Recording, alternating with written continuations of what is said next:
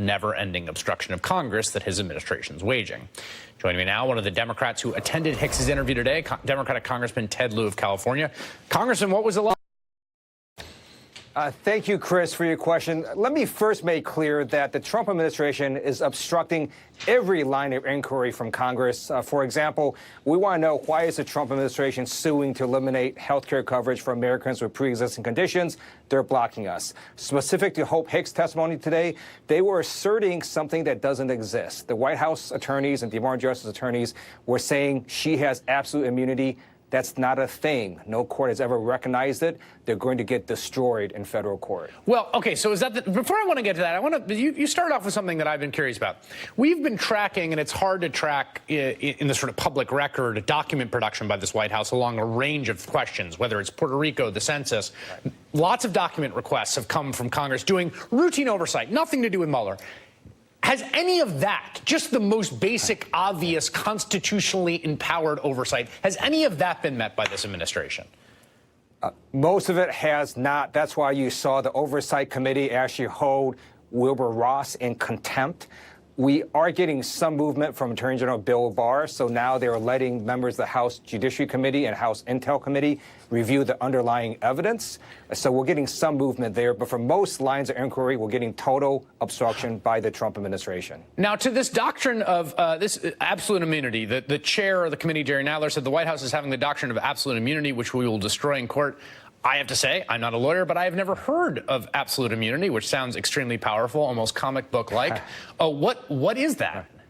What the White House is asserting is that Hope Hicks doesn't have to say a single thing about her time in the White House. That's patently absurd, and it was so absurd that we would ask questions such as, where is your office located? Objection.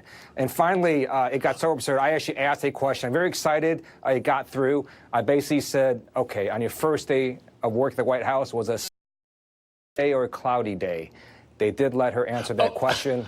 Okay, now I actually now understand this for the first time. So what an executive privilege is a claim about the constitutional protection for the president to get unvarnished advice. That pertains to some specific subset of discussions that happen in a White House.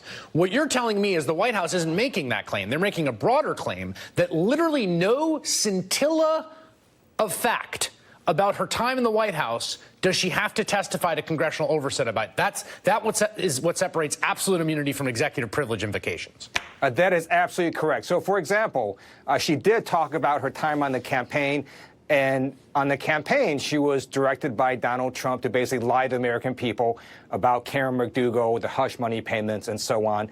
And then she was asked a follow-up question about her time in the White House, because she, at that point, would have realized that what she said was a lie, and they would not let her answer it because it was at her time in the White House. So I guess the next step will be some litigation about this in court, and whether the courts will fine for it. You think they'll be destroyed. Do you worry that there is essentially now too much riding on the courts, right? That they have essentially met all of your subpoenas and your calls with blocks and legal maneuvering that will then be litigated in the courts, and that allows them to sort of run the clock out on what you're trying to do? That's a good point. So we have asked for expedited review, and in two of the previous court cases that we won, we got expedited review going to appellate courts. In this case, we're going to litigate it. We're going to win in court. We're also going to ask, again, for expedited review. But we can also take a separate action known as inherent contempt, where we can impose fines without having to go through a court process. We don't want to do that. We want to try the court process first, but that is always out there to get witnesses to comply. All right, Congressman Ted Lieu, thank you very much. Next, as Bolton